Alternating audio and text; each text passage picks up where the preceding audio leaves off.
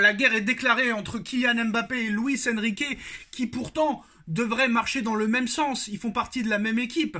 Alors est-ce que c'est Luis Enrique qui a décidé tout seul, par lui-même, par sa propre initiative, de déclarer la guerre à Kylian Mbappé, ou très clairement, ce sont des ordres de Doha, du Qatar, de QSI et de Nasser Al-Khelaifi? On va tenter d'y répondre, alors que son départ vers le Real Madrid est acté, soi-disant, pour la saison prochaine. Kylian Mbappé a une fin de saison à gérer avec le Paris Saint-Germain, et alors qu'il est sorti à la 66e minute de jeu face à Rennes ce dimanche, le Parisien n'a pas été satisfait de ce changement très très tôt dans le match, prématuré, alors que les raisons de cette décision interrogent. C'est très simple, tôt ou tard, quand ça arrivera, on doit s'habituer à jouer sans Kylian. Quand je voudrais le faire jouer, je le ferai. Quand ce ne sera pas le cas, même chose.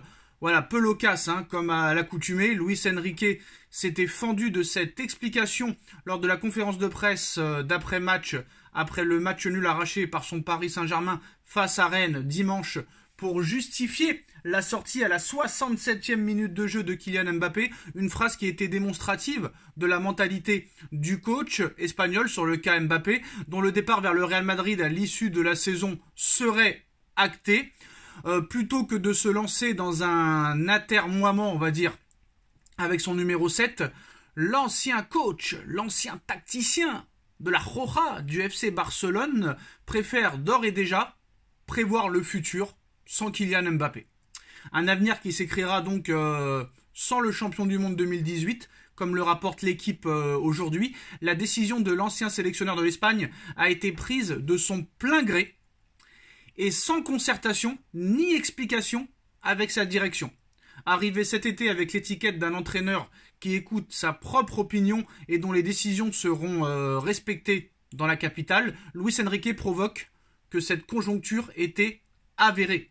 Alors Kylian Mbappé et son clan craignaient une riposte du Paris Saint-Germain. Pourtant, cette sortie a été mal digérée par l'intéressé, par Kylian Mbappé, alors qu'il était sorti avec la mine circonspecte, on va dire, circonspecte, la mauvaise mine, la mine des mauvais jours, de la gueule de bois. KM7 n'avait pas montré de grands signes d'incompréhension et intelligible pour tous, on va dire, dans le vestiaire. La star serait même restée silencieuse, selon les indiscrétions de l'équipe. Le quotidien va même plus loin et affirme que ce silence était le signe d'une certaine colère de Kylian Mbappé, qui ne comprenait pas cette décision, qui ne comprenait pas pourquoi il était sorti. Déjà contre Nantes, il n'a pas compris pourquoi il était sur le banc. Déjà furieux d'avoir été placé sur le banc face à Nantes le week-end précédent, Mbappé a compris qu'il allait désormais être traité comme un joueur lambda jusqu'à la fin de saison. Conscient de cela, Kylian Mbappé sait que son coach, par son parcours tant footballistique qu'humain, n'est pas du genre à avoir peur de prendre des décisions politiques. De ce fait, l'attaquant de 25 ans craint une fin de saison plus compliquée que prévu avec le club de la capitale, comme rapporté certains des proches du clan Mbappé allaient même jusqu'à craindre une mise au placard du joueur. Finalement, la réponse du Paris Saint-Germain est venue de son coach, qui, sur les 2 dernières rencontres, n'a pas fait d'état d'âme avec son meilleur joueur. Reste à savoir si cela représente la nouvelle donne. Est-ce que ça va continuer comme ça jusqu'à la fin de saison, que ce soit en Ligue 1, en Ligue des Champions ou en Coupe de France, ou si Kylian Mbappé redeviendra omniprésent avec Paris. En attendant, Kylian Mbappé, ce dernier entendrait honorer son contrat jusqu'à la fin, sans faire de vagues, et veut à tout prix éviter le bras de fer avec son club, ses dirigeants et son entraîneur. Et selon d'autres sources, le capitaine de l'équipe de France aurait fait de ce remplacement pour autant, fait fi de ce remplacement pour autant. Cet épisode pourrait quand même laisser de très grosses traces sur la relation entre Kylian Mbappé, le Paris Saint-Germain, ses dirigeants et Luis Enrique, à l'orée d'une fin de saison définitivement particulière. On ne peut pas passer une saison au Paris Saint-Germain tranquille, alors que tu as gagné 2-0 au match aller, qu'il y a un match retour maintenant dans 8 jours à préparer, il y a encore des problèmes. Et même quand tu penses avoir réglé tous les problèmes, il y a d'autres problèmes qui arrivent. Et ça, c'est problématique. Alors, on a appris que Nasser Al-Khelaifi, le prince Al Thani et Kylian Mbappé, accompagnés d'autres joueurs du Paris Saint-Germain, vont dîner avec Emmanuel Macron ce soir. Donc selon certaines sources, l'émir du Qatar pourrait profiter de son voyage à Paris pour faire une nouvelle offre à Kylian Mbappé pour tenter de le prolonger et de le faire changer d'avis, annonce l'équipe.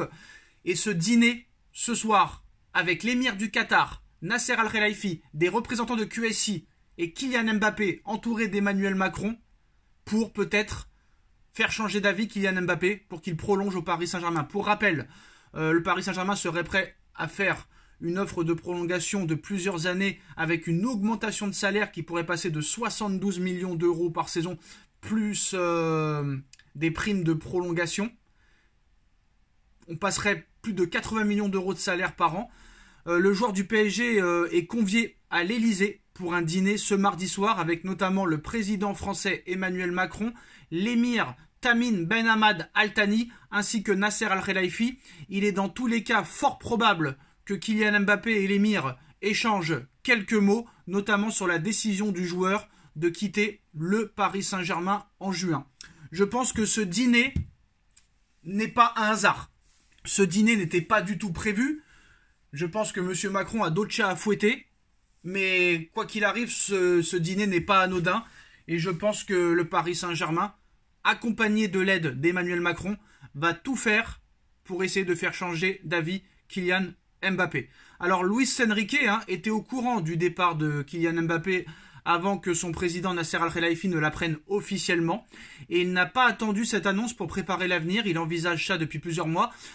C'est dans cette idée de préparation de l'avenir que Kylian Mbappé a été remplacé dans l'axe afin de faire de la place à Bradley Barcola. L'objectif était aussi d'avoir un meilleur équilibre de l'équipe. Donc voilà, mais Kylian Mbappé sera présent ce mardi à l'Elysée pour un dîner organisé dans le cadre de la visite de l'émir du Qatar à Paris. Nasser Al-Khelaifi sera également et probablement d'autres joueurs du PSG seront conviés. Mais bon, il est désormais assez clair que Luis Enrique n'a pas apprécié l'annonce du départ de Kylian Mbappé en plein milieu des défis du Paris Saint-Germain les plus importants de la saison. Les deux hommes ont pris le temps d'échanger lorsque le joueur a annoncé sa décision la semaine dernière. Rien n'a fuité de cette discussion, mais Luis Enrique n'est pas un adepte des réunions individuelles. Il fallait donc attendre les compositions de Lucho pour tirer des conclusions, mais mes actes diront ce que je pense, a-t-il répété plusieurs fois depuis son arrivée, mais en tout cas, l'information principale du jour, c'est que voilà, l'émir du Qatar pourrait profiter de son voyage à Paris pour faire une nouvelle offre à Kylian Mbappé et tenter de le faire changer d'avis, annonce l'équipe. Le joueur du Paris Saint-Germain est convié à l'Elysée pour un dîner ce mardi soir avec notamment le président français Emmanuel Macron, l'émir Tamim Ben Hamad Al Thani ainsi que Nasser Al-Khelaifi.